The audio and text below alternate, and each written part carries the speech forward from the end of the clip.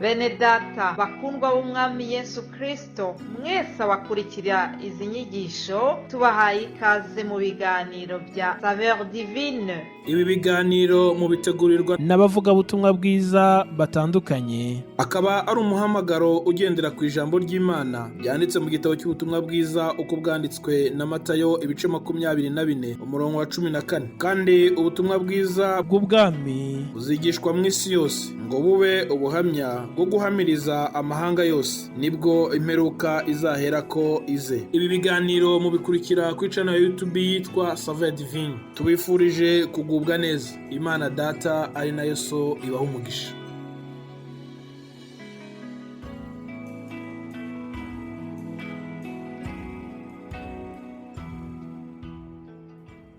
Yesu ashimwe inshuti z'umusaraba bakundwa mwese bakurikira ibi biganiro bya Saveur Divine. Ndabaramukije mu izina rya Yesu Kristo umwami n'umukiza wacu. Noheri nziza kuri mwese aho muherereye mu migabane itandukanye y'isi. Noheri nziza kuri mwebwe mwese abakiriye Yesu umwami n'umukiza wabo, mwebwe abagishakisha, mwebwe abatarasobanukirwa Yesu uwo ari we, abatarasobanukirwa Yesu icyamuzanye mu isi. Mwese uko munyumva, waba umaze igihe ukurikira ibi biganiro, waba subyumvise ku munsi wa mbere, nguhaye ikaze kandi nkwifuriza ibihe byiza byo kurangiza uyu mwaka wa 2023. N'umunezero mwinshi kuri njyewe kuza kongera kubana namwe kuri uyu munsi. Nibaza yuko turi mu cyumweru cya nyuma cy'uyu mwaka. Ni igitangaza kubona njyewe ubwanjye bavugisha mfite umwuka w'abazima. Ni ukuri buri munsi Imana inyongereye mba mbona ari igitangaza. Rero ndabishimira Imana, nshimiye Imana yabanye nanjye muri uyu mwaka wose utambutse. Nshimiye Imana yabanye namwe mwese abakurikira bino biganiro. Imana yacu ni nziza. Nkomeje rero gushima Imana kubw'ibi bihe byiza turimo byo kurangiza umwaka, ibihe bya Noheri n'ibihe by'ubunani. Ni ukuri ndizera yuko Imana yabaremeye namwe ibihe byiza ku munsi wa Noheri, kandi dukomeze tuyishimire kuko Yesu Kristo yicishije bugufi akemera kuvukira muri iyi si y'imiruho, akigira umuntu kugira ngo aze aduhuze na Data wa twese wo mu ijuru. Imana ishimwe. Umuririmbyi umwe yaravuze ngo turashimira Imana ngo kubera yuko twavukiye ku ngoma y'umwami Yesu Nyirimbabazi. Ngo iyo tuvuka ku ngoma ya Satani, ngo ubu tuba twihebye. Ingoma ya Yesu Kristo rero niyo twavutseho, turi abanyamugisha. Ni ukuri icyo kintu tujye tugishimira Imana. Ndashimira Imana Data wa twese yuko yohereje Yesu Kristo umwana wayo w'ikinege, akamwohereza kugira ngo aze kuba umuhuza wacu nayo. Niwe muhuza wenyine dufite hagati yacu n'Imana Data wa twese. Iyo berekana ibyerekeranye no kuvuka kwa Yesu mu mashusho, usanga kenshi bamwerekana nyine ari kumwe na mama we Mariya hamwe na Yosefu, ari akabebe nyine gateruwe gutyo. Ariko tuzi neza yuko Yesu atakomeje kuba umubebe, ahubwo Yesu Kristo yarakuze. Ijambo ry'Imana ritubwira ko ngo yarakuraga neza, yakuze yubaha ababyeyi be. Nuko igihe kiragera rero Yesu yinjira mu murimo wa Data, umurimo wari wamuzanye muri iyi si. Haleluya. Ni ukuri ndashimira Yesu uburyo yatubereye urugero rwiza twebwe abamwizera. Yesu kandi mu gukura kwe yakuriye mu muco w'Abayuda, akurira mu idini ry'Abayuda.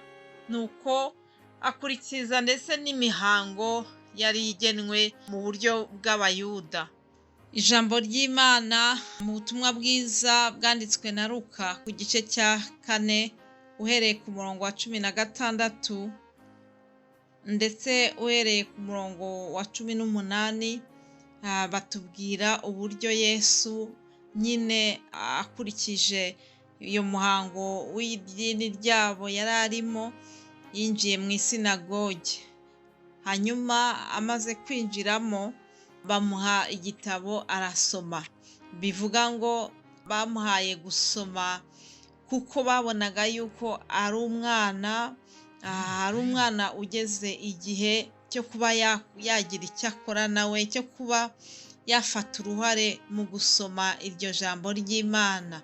Ntabwo yashoboraga kubihabwa mbere y'igihe, ariko kuba yarasomye hariya hantu ni ikintu cyerekana yuko Yesu yari amaze mbese kwinjira nawe mu nshingano z'abantu batangiye gukura, mu nshingano z'abantu batangiye kwinjira mu mirimo y'Imana.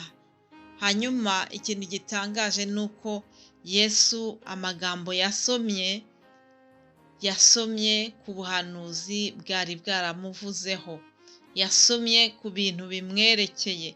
Ni igitangaza kugira ngo afungure igitabo maze ahite agwa kuri iyo nkuru imuvugaho. Imana yacu nta kintu na kimwe ikora igikoreye ubusa.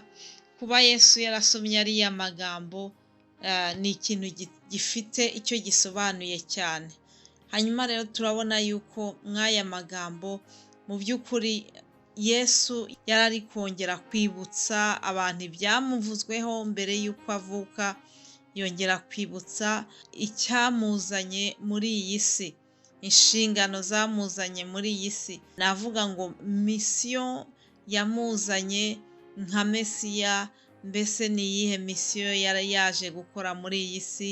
Ngibyo natwe ibyo tugomba kongera kwibuka muri iyi minsi twizihiza ivuka rya Yesu Kristo, muri iyi minsi twizihiza uburyo Yesu yigize umuntu akaza kubana natwe muri iyi si.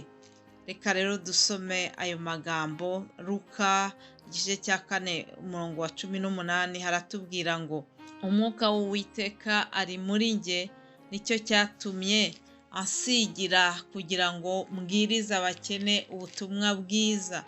Yantumye kumenyesha imbohe ko zibohorwa, n'impumyi ko zihumuka, no kubohora ibisenzegeri, no kumenyesha abantu iby'umwaka w'imbabazi. Haleluya! Kumenyesha abantu iby'umwaka umwami agiriyemo imbabazi. Imana ishimwe cyane. Ngicyo icyatumye Yesu Kristo aza muri iyi si. Muri aya magambo make cyane turabonamo inshingano nyinshi, turabonamo misiyo zinyuranye zatumye aza muri iyi si yacu. Yesu yari yarasigiwe kugira ngo aze abwirize abakene ubutumwa bwiza. Ndashimira Imana yacu kuko yatuzaniye ubutumwa bwiza bw'agakiza, ubutumwa bwiza buvuga yuko Yesu Kristo yazanywe no mu isi no kugira ngo umwizera wese atazarimbuka, ngo ahubwo azahabwe ubugingo buhoraho. Iyo ni inkuru nziza y'agakiza. Ubwo ni ubutumwa bwiza.